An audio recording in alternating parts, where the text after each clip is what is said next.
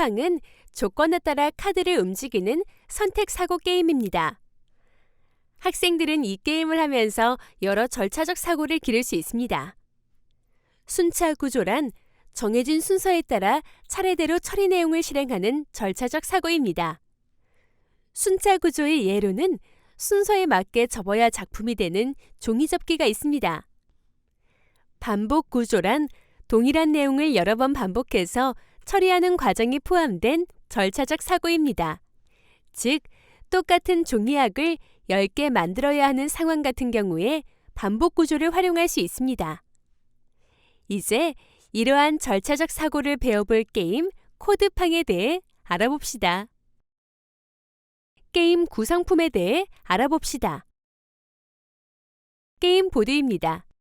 명령 카드는 행성 타일을 이동시키는 카드입니다. 행성 타일은 명령 카드의 실행 순서에 맞게 이동시키는 타일입니다. 수정구슬 카드는 상대방의 획득 점수를 예상하는 카드입니다. 로켓은 게임보드판에서 움직이는 말의 역할을 합니다. 우선 게임보드 위에 행성 타일 25장을 나열하고 나머지 행성 타일은 정해진 위치에 둡니다. 이때 주의해야 할 점은 5종류의 행성 타일은 한 줄에 한 개씩 놓아야 하며 같은 행성 타일이 면을 대고 있으면 안 됩니다. 이제 명령 카드를 잘 섞은 뒤 명령이 보이지 않게 뒤집어서 쌓아둡니다. 그 후 각 플레이어들은 수정구슬 카드를 한 세트씩 가지고 갑니다. 다음으로는 자신이 원하는 로켓을 선택하여 스타트 위치에 놓습니다. 이제 게임 준비가 끝났네요. 본격적인 게임에 들어가 볼까요? 순서를 먼저 정한 후 자신의 차례가 되면 명령 카드 더미에서 4장의 카드를 가지고 옵니다. 4장 중 3장을 골라 자신의 앞에 표시된 곳에 내려놓습니다. 이때 가능한 높은 점수를 받을 수 있는 순차 구조를 생각해서 잘 놓아야 합니다. 또한 손에는 항상 4장의 명령 카드가 있어야 합니다. 그러므로 두 번째 턴부터는 현재 내 손에 한 장의 카드가 남아있으므로 3장의 카드만 가져와야겠죠? 자, 이제 자신의 앞에 명령 카드가 놓였습니다. 다른 플레이어들은 그 명령 카드를 본 후 어떤 점수를 받을 수 있을지 예상하여 수정 카드를 뒤집어 자신의 앞에 놓습니다. 짝수 득점을 할 것으로 예상되면 짝, 홀수 득점을 할 것으로 예상되면 홀, 점수를 득점하지 못할 것으로 예상하면 0의 카드를 뒤집어서 내려놓습니다. 수정 카드의 배치가 끝나면 플레이어는 자신의 명령 카드에 따라 행성 타일을 이동시킵니다. 행성의 배열을 보니 같은 행성이 3개 연속으로 배치되어 있네요. 이 경우 플레이어는 3점의 점수를 획득합니다. 따라서 자신의 말을 3칸 이동합니다.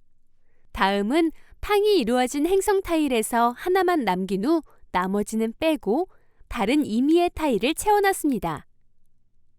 행성 점수 계산에 대해서 더 자세히 알아볼게요.